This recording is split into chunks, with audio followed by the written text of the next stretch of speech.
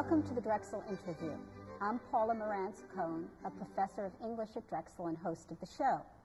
Today our guest is Sharon Pinkenson, a name synonymous with movies in Philadelphia. Welcome to the Drexel interview, Sharon. Thank you. It's great to be here. Good.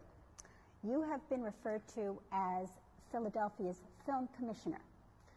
Explain what it is you do. Is that I take it, is not precisely your title. That's true. Yeah. There is about 300 other people around the world who do what I do, and generally, colloquially, they call us film commissioners, although some of us are executive directors or lots of other managers, lots of other titles.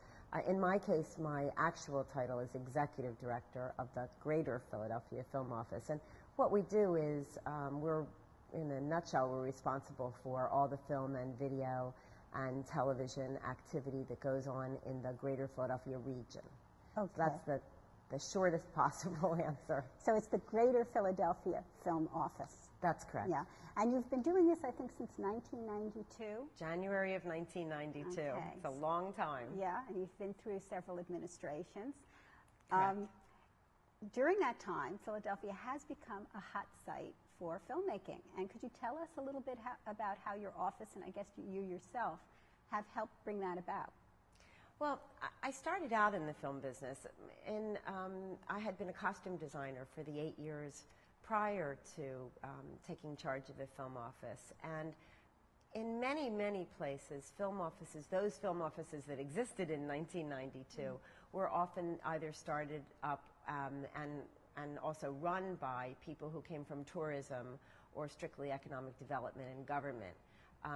Many of them did not come from the film industry, and therefore their focus on what was important and how to attract the industry was a lot different than those of us who came from the film industry. And I realized when I got appointed by now Governor and then Mayor Ed Rendell in the beginning of his first term, that we needed somebody who really understood what the film industry needed, and we had to make ourselves more attractive to the film industry. I also realized that unlike government, where you go to jail for doing business with your friends, in the film industry, we like to do business with our friends. And so the idea was to get to know as many producers, studio people who were really the decision makers in the industry, to be able to think of me as their friend so that they would have the confidence that I knew how to get done what they needed to get done. Okay, so you were coming at it from the inside, so to speak. Precisely. And as a wardrobe designer, were you always based in Philadelphia? Were you ever in LA, or were you always here? No, I'm a lifelong Philadelphian. Okay. I've lived here always, and I worked on the East Coast as a local. I would work in New York as a local. I would work in Washington, D.C. as a local, depending where the work took me. But I didn't travel far because I was a single parent, so I wasn't mobile to pack up and go to LA or Australia or somewhere else. Okay, so Philly was always your home base. Exactly. Okay, and tell me about why it is then that Philly has become, I guess through your love of Philadelphia, but also why it is you think that on-location shooting, number one, has become so popular, and why Philadelphia seems to have become such a hot spot for location shooting. Well, as the technology has changed and has, in fact, in many ways gotten smaller, as all technology has, it's a little bit more practical to go on location. But I think that that filmmakers and the audience really wants to see the places that are in the stories. You have the opportunity to really get the actors engrossed in a location and a style and a period and a mood, away from their homes, away from their children, away from their normal lifestyle, so that they can in fact do a better job of getting engrossed in the material themselves. So for many directors, location shooting is very important. And Philly per se, what is it, and you're a lifelong Philadelphian, what is it about Philadelphia that is so attractive, so unique from the point of view of filmmaking? Well, Philadelphia has a lot of attractions. Yeah. I mean, first of all, there are so many people, believe it or not, from the West Coast who have never been east, or if they have been east, have never been to Philadelphia. that they're amazed that what it looks like and what it feels like. They're amazed that people live in Center City, Philadelphia. They don't live in downtown LA. First of all, they're amazed at the incredible amount of historical architecture we have here. Things that we take for granted are the things that really excite them. And so those are the things that we have to market ourselves for. We have the ability to shoot a period project from any time in our nation's history right here in Philadelphia. We're a colonial city, but we're also an enormous Victorian era city. And we have tremendous amount of whole neighborhoods where you can turn the camera 360 degrees with just a little set dressing and some people in period costume and move the cars off the street, and you can do any number of different periods. And we're a modern skyscraper city, and we can go, I'm preaching to the choir, of course, but these are the things that are important to filmmakers that are coming here from the outside, is that in addition to that, we can get to the countryside in less time than you can get, for example, from the east side to the west side of Manhattan. That's absolutely true. Living in the countryside myself and knowing how short the commute is. You say this is a wonderful obviously historic setting. Can you tell us about some of the productions that have been historical in content that you're particularly proud of having sort of lured here? Oh, well, the very first show that I ever worked on as film commissioner was The Age of Innocence. Really? That's right. Okay, I forgot that, of course, was set in Philadelphia, and it was filmed Actually, in it was set in New York. It was set in New York. It was set in New York, but they were doing, Marty Scorsese was doing a national search for an authentic 19th century opera house. The opera house that was in the script no longer existed in New York. Okay. And only 90 miles away, we have the most beautiful, authentic period opera house in the country, of course, the Academy of Music. Right. And so we were able, fortunately, to secure the dates and that when they wanted to shoot, and we had gas lighting in the front of the building, and the interior is almost identical to the way it looked when it was built. And we were able to lay down dirt and snow and bring in our own horses and carriages from our own local companies, and actually recreate 19th century New York right on Broad Street over a Memorial Day weekend. So exciting. Now, was that one of your earliest projects? That was the very first feature film that I actually got to work on. And that's a big one. That was a big one. Yeah. It was very, very exciting. I think was it an Academy Award winner? It did win some Academy Awards. I don't remember exactly what all the awards were, but it certainly had a lot of nominations. And it was a beautiful film, so I was very proud of that. But lots of other films. We did a movie that not a lot of people saw that's interesting because it was period, but a different kind of period. And we shot it in South Philadelphia instead of what you would think of as a center city or historic icon. And that was a movie called Two Bits. It starred Al Pacino and Mary Elizabeth Mastrantario, and it took place on a single day in 1933 during the Depression on a hot summer August day. And we shot in a neighborhood in South Philadelphia that had been changed very little. It was a part of South Philadelphia that continued to attract immigrant populations. First Irish, Italian, Jewish, and then subsequently on and on over the many decades until it was many different Southeast Asians. But it had changed very little over that period of time. What we didn't realize is how much it actually had changed.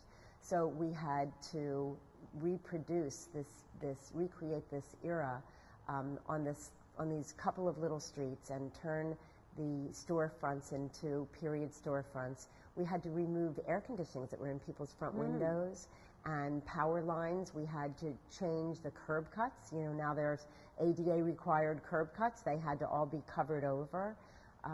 When you say we, was that actually the film office, or was it in conjunction with the production company? How was that done? The production company did the actual work for much of it, but the coordination of all of it, the granting of permission, the working with the electric company, the polling of the neighbors and the neighborhood associations and the city council people, all of the groundwork, all the liaison work was done by the film office. So we get involved in every single detail just about of So every you're show. sort of the coordinators and organizers and so We forth. are, right. So Okay. all Are that, you on site? Are you on the set often when these things are being filmed? yes, but not every day. Yeah. Because just as a producer isn't necessarily. What you are is you're on your cell phone at your desk. This is an industry where the people who are the good problem solvers are the ones that get ahead. Right, right. Now, but you do get to meet the stars and the directors I and the absolutely producers. get to meet the stars. The most exciting stars that I have met recently. That's what I was going to ask you. Give us some dirt here. Well, actually, the most exciting stars that I have met recently. The last most recent star that I have met was Helen Mirren, who Okay, I is love starring in Lee Daniels' first directorial debut, in fact. He's a well-known producer, but he's now directing a film called Shadow Boxer. And I met Helen Mirren at the Kimmel Center Summer Gala. She was coming into town just to start working on Monday, and they were rehearsing over the weekend, and she came to the gala, and she came with her co-star, Cuba Gooding Jr., who I got to meet at the Cannes Film Festival. Okay. So Sounds we exciting. were all celebrating the Cannes Film Festival premiere of Lee Daniels' film, The Woodsman. Okay. That was a film we shot last That summer. was filmed in Philadelphia, too. Also, last Okay. summer with Kevin Bacon and Kira Sedgwick and Right. Eve and Benjamin Bratt. Benjamin Okay. Bratt was there in Cannes with us, and so were Kevin and Kira. Now, Kevin Bacon is a Philadelphian, He isn't is, he? I and guess- so is Eve, and so Okay. is Lee Daniels. Okay. So you draw on some of those connections? I mean, when you Oh, you absolutely. take advantage of the people you know. Philadelphians are very loyal to Philadelphia. Most people are fairly loyal to a place they grew up in. Right. But I think Philadelphia in particular seems to Absolutely. get that kind of loyalty. Absolutely, in particular. Yeah. Now, Hack, I'm talking about Sure. switching to television now. Hack Pardon me. has been obviously filmed in Philadelphia. It's been a popular series. Were you involved at all are you involved with television, and do you think there'll be more TV in the future here? Oh, absolutely. We worked very hard to get Hack to come to Philadelphia to begin with, and in fact had spent many years trying to get episodic television to be based in Philadelphia. And we're very disappointed when the show was canceled I don't after understand 2 full that. seasons. It seems to me such a good show. It is a Yeah. good show, and there are people who really love it. There's a tremendously loyal base of people who just love that show. I get emails. You just do not stop from people who are trying, okay, well, now we've lost the show. How do we get one of the cable networks to pick it up? They took generally like Yeah, 5 yeah. years of a show, and they just won't stop. So it was only 2 years It here. was only 2 Oh, years. too bad. Yeah. Are there other television shows in the works? Well, we at the have moment? Yeah. other television shows, but the uniqueness of Hack was that it shot every frame of every episode in Philadelphia. Yeah. Cold Case is one of the most important, most popular shows on television, also on CBS, and that's a Philadelphia-based show that comes here to shoot a couple times a season, but they don't shoot the whole show here. They shoot it in L.A. Oh, okay. So they There just are come periodically. I guess the value to the city of an ongoing show being present is wonderful from an economic point of view, as well as from a Absolutely. cultural point of view. We get a tremendous amount of benefit from any show that focuses on Philadelphia, but the most economic benefit are on those that actually produce them here. What are the benefits, besides the obvious economic benefit of, I guess, jobs and, taking advantage of services? What would you say are the advantages of having media here centered in Philadelphia, whether it's film or television? Well, In terms of, I guess, PR value, bringing people in? it's one of the things that I've recognized that I think you might not have thought of, or the people aren't so aware of, is before we had feature films and television shows in such abundance, which we're very proud of, in Philadelphia, Philadelphians, I contend, didn't think as well about themselves as they do now.